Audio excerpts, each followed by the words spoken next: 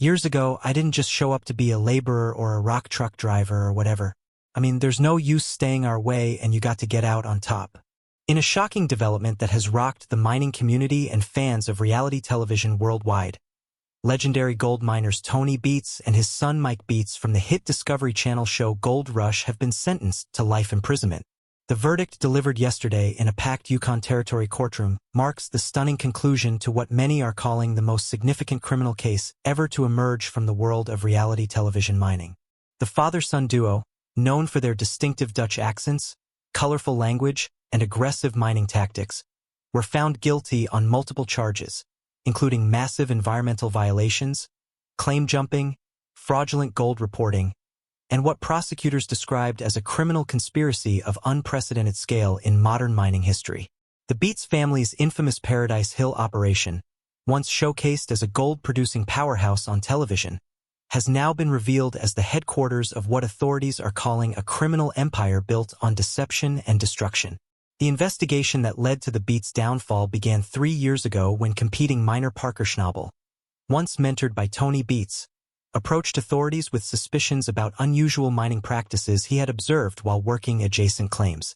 What started as routine inquiries quickly escalated as investigators uncovered evidence of systematic environmental code violations that dwarfed anything previously seen in the Klondike.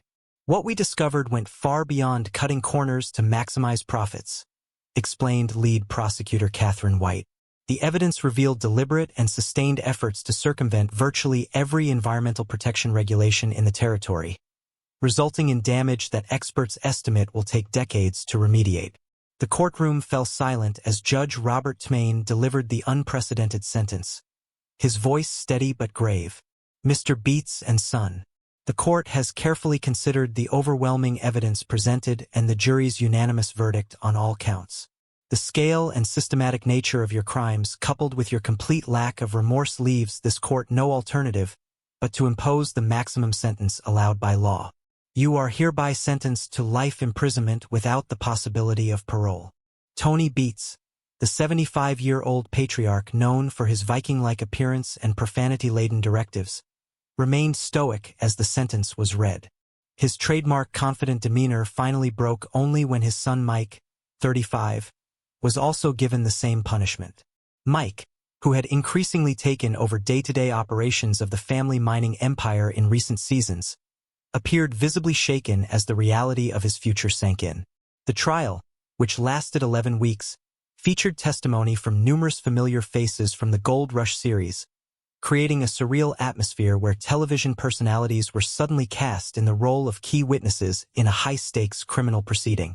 The most damning testimony came from former Beets crew members who detailed how they were instructed to perform environmentally destructive practices when cameras weren't rolling. Rick Ness, another prominent miner from the show who once worked closely with both the Beets family and Parker Schnabel, provided crucial testimony about conversations he had witnessed between Tony and Mike regarding what prosecutors termed the dual mining strategy. Legitimate operations for television filming and far more destructive unregulated practices conducted during off-camera hours. Tony always said there was television mining and real mining, Ness testified, visibly uncomfortable as he faced his former colleagues across the courtroom.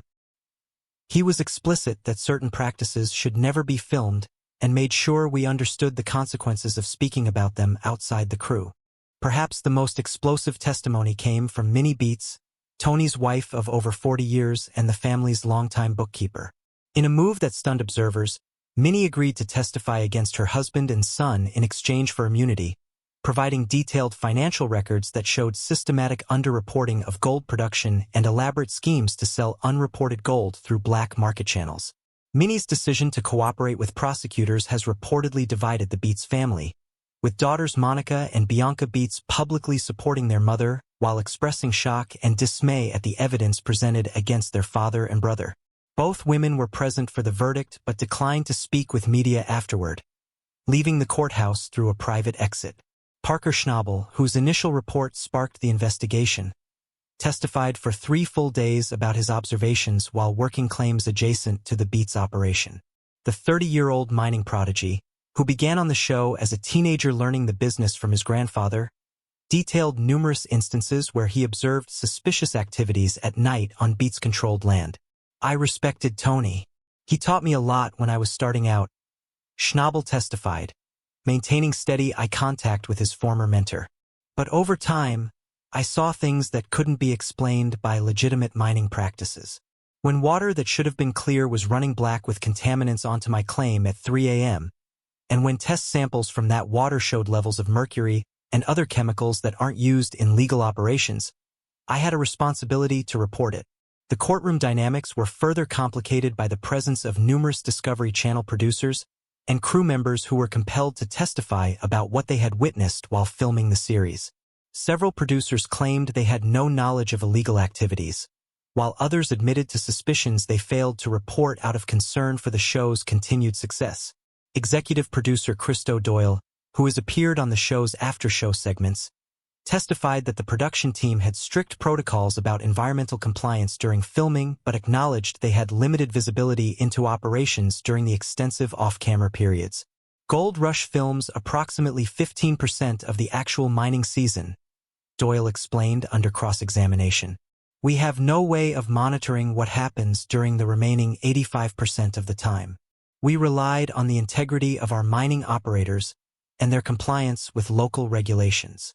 The case has raised serious questions about reality television production oversight, with critics arguing that the financial incentives of successful shows can create environments where illegal activities are implicitly encouraged through lack of scrutiny.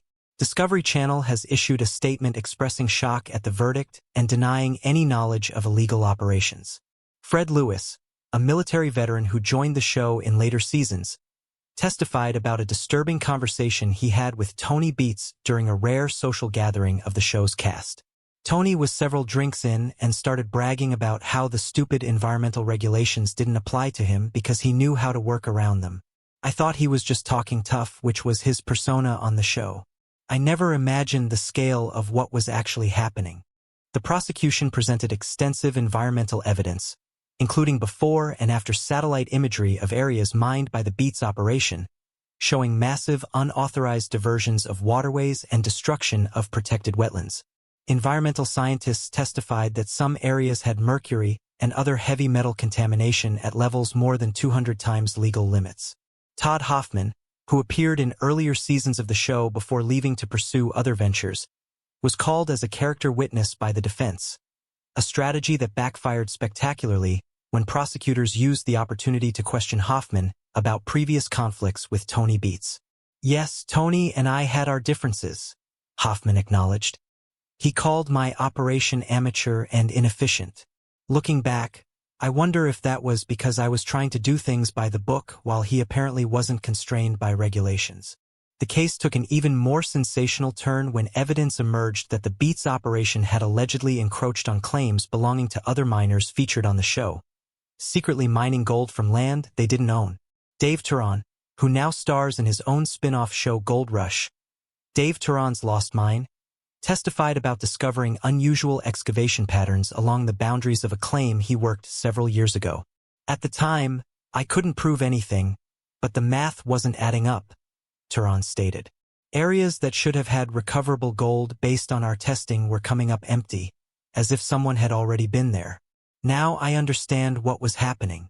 The defense team, led by high-profile attorney Jonathan Blackwood, attempted to portray the case as selective prosecution, driven by jealousy of the Beets family's success and Tony's outsized television persona.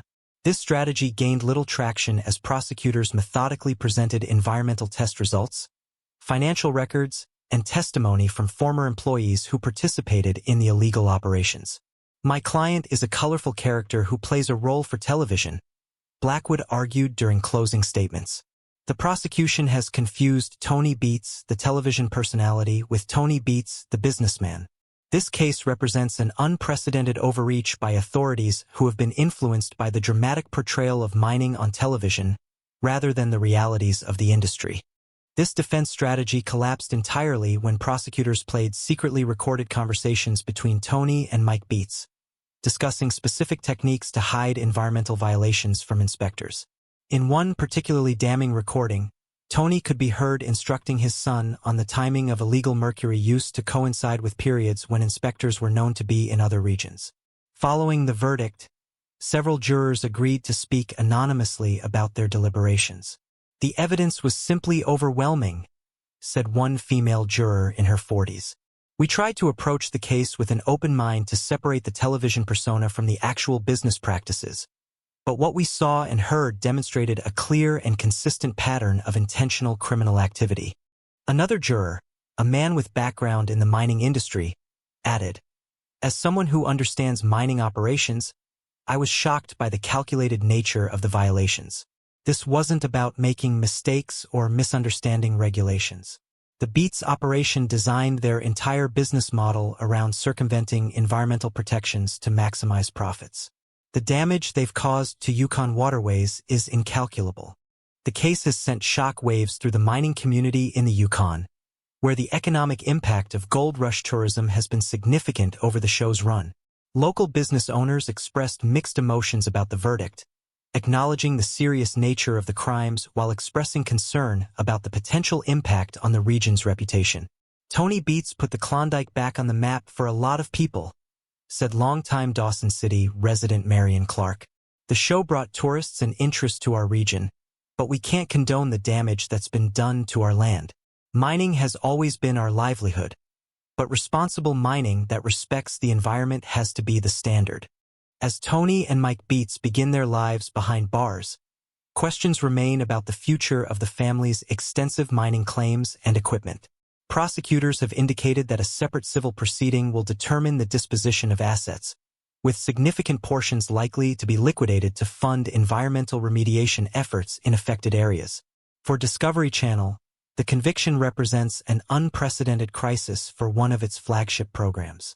The network has announced it will continue Gold Rush with its remaining mining operations, though industry insiders question whether the show can maintain its popularity without the outsized presence of the Beets family. Chris Dumit, the beloved former carpenter turned gold room operator who has appeared on the show alongside various mining teams, expressed the sentiment shared by many cast members when approached outside the courthouse. "This is a sad day for everyone involved. Nobody wins here. The land has been damaged, lives have been destroyed, and a shadow has been cast over an industry filled with hardworking, honest people who do things the right way." As corrections officers led Tony and Mike Beets from the courtroom in handcuffs, the elder Beets finally broke his silence. Turning to the gallery packed with media, former colleagues, and spectators, in a moment reminiscent of his television appearances but stripped of all bravado, he simply stated, "The Viking has fallen," before being escorted through the door that would separate him from the mining empire he spent decades building. For fans of Gold Rush, the conviction forces a re-evaluation of episodes watched over the years, with scenes of the Beets family's mining triumphs now cast in a sinister new light. Environmental groups have already begun using clips from the show alongside evidence from the trial to create educational materials about the importance of mining regulations. The case also raises difficult questions about the responsibility of reality television producers to ensure that the activities they film and profit from are conducted legally and ethically. Several network executives from various channels have called for industry-wide discussions about establishing clearer protocols for verifying regulatory compliance in shows featuring extractive industries. Kevin Beets and Monica Beets, Tony's other children who frequently appeared on the show working in the family operation, were not charged in the case after evidence indicated they were not involved in the decision-making regarding illegal practices. Both have released a joint statement expressing shock at the extent of the violations while requesting privacy as they determine next steps for their personal and professional lives. As the Yukon mining community prepares for the upcoming season without two of its most prominent figures, the consequences of the Beets conviction continue to reverberate through the industry. Local authorities have announced increased inspection protocols for all mining operations, while Discovery Channel has implemented additional compliance officers who will maintain a presence at filming locations even when cameras aren't rolling. The unprecedented life sentences for Tony and Mike Beets stand as a stark warning about the serious consequences of environmental crimes and the dangers of believing that celebrity status might shield wrongdoers from accountability. For a man who frequently proclaimed himself the king of the Klondike on television, Tony Beets now faces the reality of spending his remaining years not as mining royalty, but as federal prisoner number 88675309, his empire of dirt washed away by the justice he thought he could evade.